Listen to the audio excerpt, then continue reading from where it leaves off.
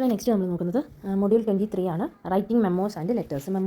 ലെറ്റേഴ്സും memo എഴുതുന്നതിനെക്കുറിച്ചും letter എഴുതുന്നതിനെക്കുറിച്ചുമാണ് ഈ ചാപ്റ്ററിൽ പറയുന്നത്.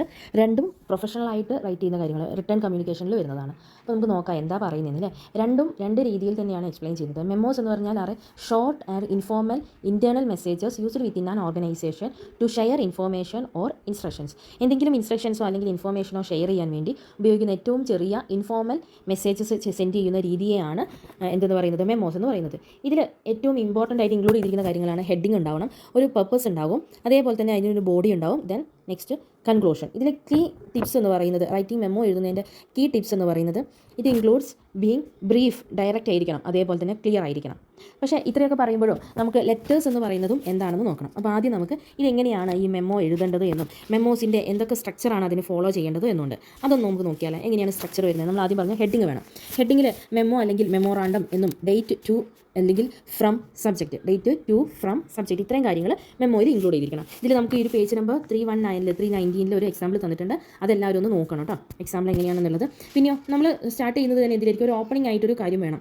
Briefly state the purpose of the memo. മെമ്മോയുടെ ആവശ്യം എന്താണ്, നമ്മൾ എന്ത് ഇൻഫോർമേഷനാണ് മെമ്മോയിലൂടെ കൺവേ ചെയ്യാൻ ഉദ്ദേശിക്കുന്നത് എന്നത് നമ്മൾ ആദ്യം ബ്രീഫ്ലി നമ്മളത് പറയണം. ഓക്കെ, പിന്നെ അതിൽ വരുന്നത് ബോഡി, അതിൻ്റെ ആ ഒരു നടുഭാഗത്ത് വരുന്ന അല്ലെങ്കിൽ അതിൻ്റെ നടുക്ക് നമ്മൾ പറയേണ്ടതാണ്. നമ്മുടെ ബോഡി പാർട്ടിലാണ് നമ്മൾ എന്താണ് ഉദ്ദേശിക്കുന്നത്, നമുക്ക് പറയാനുള്ള ഡീറ്റെയിൽസ് എന്താണ്, അതിൻ്റെ ബാക്ക്ഗ്രൗണ്ട് എന്താണ് നമ്മൾ ഡിസ്കസ് ചെയ്യാൻ ആഗ്രഹിക്കുന്നത് എന്ന കാര്യങ്ങളും, പിന്നെ നമ്മൾ ആ എഴുതുന്ന കാര്യങ്ങൾക്ക് എന്തെങ്കിലും തുടർ നടപടികൾ അല്ലെങ്കിൽ എന്തെങ്കിലും ആക്ഷൻസ് റിക്വയർ ആയിട്ടുണ്ട് എങ്കിൽ അതും അതിൽ മെൻഷൻ ചെയ്യണം. പിന്നീട് ലാസ്റ്റ് വരുന്ന ഭാഗമാണ് കൺക്ലൂഡിംഗ് സെക്ഷൻ, അതാണ് ക്ലോസിംഗ് എന്നാണ് പറയുന്നത്. അപ്പം ഇതിൻ്റെ മെമ്മോയുടെ സ്ട്രക്ചർ എന്ന് പറഞ്ഞാൽ എങ്ങനെയാണ് പോകുന്നത്, ഹെഡിങ് ആയിരിക്കും ഫസ്റ്റ് ഉണ്ടാവുക, ദെൻ ഓപ്പണിംഗ്, ദെൻ ബോഡി ഉണ്ടാവും, അത് കഴിഞ്ഞിട്ട് ലാസ്റ്റ് വണ്ണാണ് കൺക്ലൂഷൻ അല്ലെങ്കിൽ ക്ലോസിംഗിൽ നമ്മൾ എന്ത് ചെയ്യും, എല്ലാം കൂടി ഒന്ന് സമറൈസ് ചെയ്ത് പറയും, എന്നിട്ട് ലാസ്റ്റ് ഒരു പൊളൈറ്റ്ലി ഫീലിങ്ങോട് കൂടിയിട്ട് ഒരു സൈൻ ഓഫും ചെയ്യും.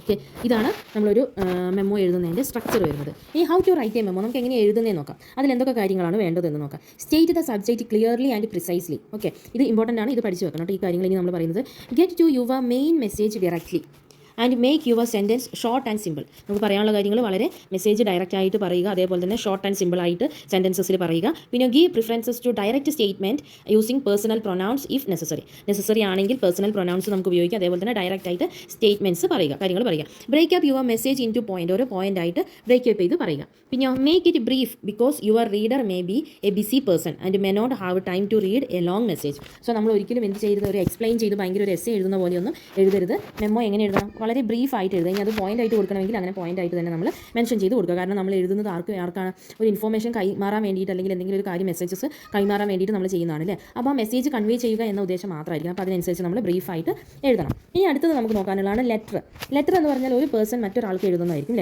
ലെറ്ററിൽ ഫോർമലായിട്ടും ഇൻഫോർമലായിട്ടും ലെറ്റേഴ്സ് ഉണ്ടാകും.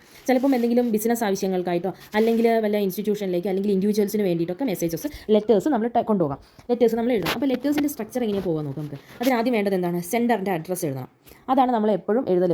ഓക്കെ, സെൻഡറിൻ്റെ അഡ്രസ്സ് എഴുതണം. എന്നിട്ട് your address at the top right കോർണറിൽ ആരുടെ അഡ്രസ്സ് എഴുതണം, നമ്മുടെ അഡ്രസ്സ് എഴുതണം, സെൻഡ് ചെയ്യുന്ന ആളുടെ അഡ്രസ്സ്. പിന്നെയോ അതിൻ്റെ അടുത്തായിട്ട് എന്തെഴുതണം, ഡേറ്റ് എഴുതണം. ദെൻ നമ്മൾ ആർക്കാണോ ലെറ്റർ അയക്കുന്നത് അവരുടെ റെസിപ്പിയൻസ് അഡ്രസ്സ് നമ്മൾ എഴുതണം, പിന്നീട് നമ്മൾ മെൻഷൻ ചെയ്യേണ്ടതാണ്.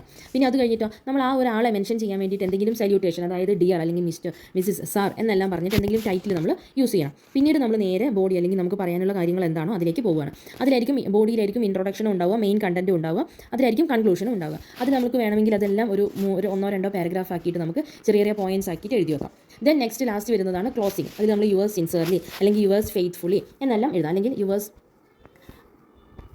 ഫ്രണ്ട്ലി എന്തെങ്കിലും പറഞ്ഞിട്ട് നമുക്കതിൽ എഴുതാം. ഓക്കെ, അത് കഴിഞ്ഞിട്ട് അതിൻ്റെ താഴെ നമ്മുടെ എന്ത് കൊടുക്കണം, നമ്മൾ ആ ക്ലോസിംഗ് സെക്ഷനിൽ തന്നെ എന്തും കൂടി കൊടുക്കണം, നമ്മുടെ സിഗ്നേച്ചർ ആൻഡ് നെയിം, അത്രയും കാര്യങ്ങളും കൂടി അതിൽ ഇൻക്ലൂഡ് ചെയ്യണം.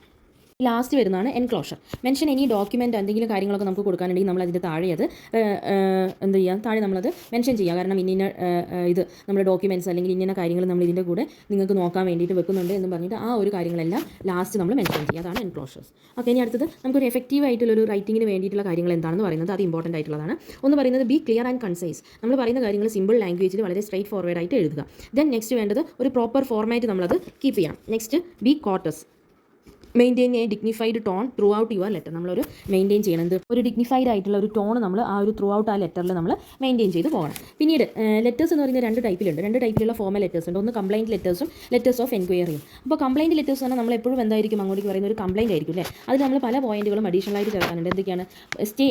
Stay polite and respectful. Complaint ആണെങ്കിലും ശരി നമ്മൾ എന്ത് ചെയ്യണം, അത് ഒരു പൊളൈറ്റ് ആയിട്ട് റെസ്പെക്ട്ഫുള്ളോട് കൂടിയിട്ട് ചെയ്യണം. പിന്നെയോ നമുക്ക് ചെയ്യാനുള്ള കാര്യങ്ങൾ ആരെക്കുറിച്ചാണ്, നമ്മൾ എന്തിനെക്കുറിച്ചാണ് പറയുന്നത് കംപ്ലയിൻറ്റ് പറയുന്നതെങ്കിൽ അതിന് വേണ്ട പ്രൂഫ് അല്ലെങ്കിൽ അതിന് വേണ്ട കാര്യങ്ങൾ, നമുക്ക് അതിന് എന്ത് രീതിയിലുള്ള ആ കംപ്ലയിൻറ്റിനോട് അറ്റാച്ച് ചെയ്യാൻ പറ്റുന്ന എന്ത് പ്രൂഫാണോ ഉള്ളത് അല്ലെങ്കിൽ എന്ത് എവിഡൻസ് ആണോ നമ്മുടെ കയ്യിലുള്ളത് അത് നമ്മൾ പ്രൊവൈഡ് ചെയ്യണം. ഓക്കെ, നെക്സ്റ്റ് വരുന്നതാണ് letter of enquiry.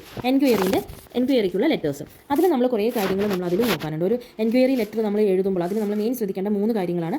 The content of the letter should mention references of both parties. രണ്ട് പാർട്ടീസിന് നമ്മൾ എന്ത് ചെയ്യണം, നമ്മൾ ഒരു എൻക്വയറി കൊടുക്കുമ്പോൾ നെക്സ്റ്റ് വരുന്ന കാര്യമാണ് the enquiry should be specific ആയിരിക്കണം എൻക്വയറീസ്. പിന്നെയോ അതിൽ വരുന്ന it should be clear, conscious and to the point.